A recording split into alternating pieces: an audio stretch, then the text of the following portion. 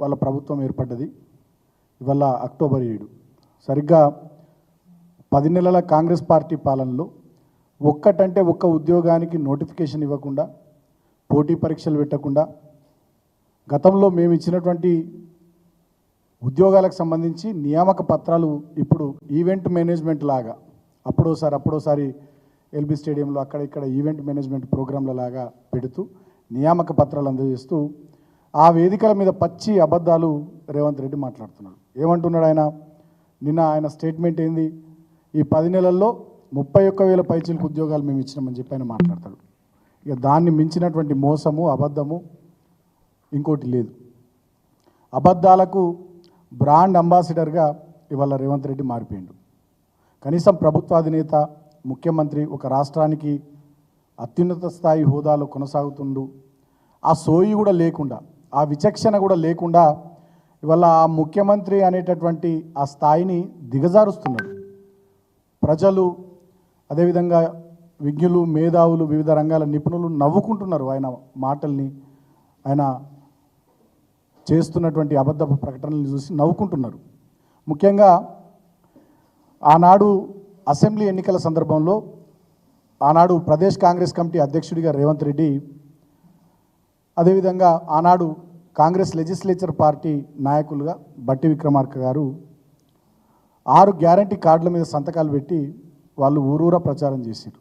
అదేవిధంగా అభయహస్తం మేనిఫెస్టో, ఇందిరమ్మ రాజ్యంలో ప్రజాపాలన పేరిట ఒక 420 హామీలు దాంట్లో ఇచ్చి 6 గ్యారంటీ కార్డుల్లో ఒక 13 హామీలు సపరేట్ ఇచ్చి సంతకాలు పెట్టి ఊరూరా తిప్పారు. దాంట్లో ప్రధానమైనది హైదరాబాద్ యూత్ డిక్లరేషన్ పేరిట సరూర్ నగర్లో ఒక బహిరంగ సభ పెట్టి ఆనాడు ప్రియాంక గాంధీ గారిని, ఇతర నాయకులను పిలిచి చాలా అట్టహాసంగా హైదరాబాద్ యూత్ డిక్లరేషన్ అని చెప్పి వాళ్ళొక స్టేట్మెంట్ ఆ రోజు తెలంగాణ నిరుద్యోగులకు సంబంధించి విడుదల చేయడం జరిగింది. దీంట్లో ప్రధానంగా వాళ్ళు చెప్పింది ఏంటంటే, మొదటి ఏడాదిలోనే 2 లక్షల ప్రభుత్వ ఉద్యోగాల భర్తీ, మొదటి ఏడాదిలోనే SC ST BC minority backlog పోస్టుల భర్తీ, ప్రతి ఏడాది జూన్ 2 నాటికి అన్ని శాఖల్లోని ఖాళీలతో జాబ్ క్యాలెండర్ ప్రకటించి సెప్టెంబర్ 17 లోపు నియామకాల పూర్తి, నిరుద్యోగ యువతకు ఉద్యోగ ఉపాధి అవకాశాలను కల్పించే వరకు ప్రతి నెల 4,000 రూపాయల నిరుద్యోగ భృతి.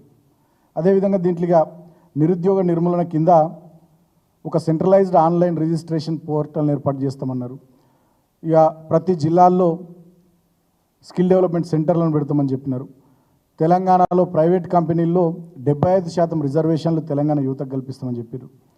యూత్ కమిషన్ ఏర్పాటు చేసి యువతకు 10 లక్షల రూపాయల వరకు వడ్డీ లేని రుణాన్ని ఇస్తామని చెప్పినారు. ఇట్లా ఇంకా అనేక రకాలైనటువంటి విషయాలు ఈ హైదరాబాద్ యూత్ డిక్లరేషన్లు చెప్పినారు. అదేవిధంగా 18 సంవత్సరాలు నిండినటువంటి ప్రతి యువతికి ఎలక్ట్రిక్ స్కూటర్లు అందజేస్తామని చెప్పి చెప్పినారు. చాలా విషయాలు చెప్పినారు. కానీ ఈ 10 నెలల్లో వాళ్ళు ఒక్కటంటే ఒక్క నోటిఫికేషన్ ఇవ్వలేరు. ఒక్కటంటే ఒక నోటిఫికేషన్ ఇవ్వకుండా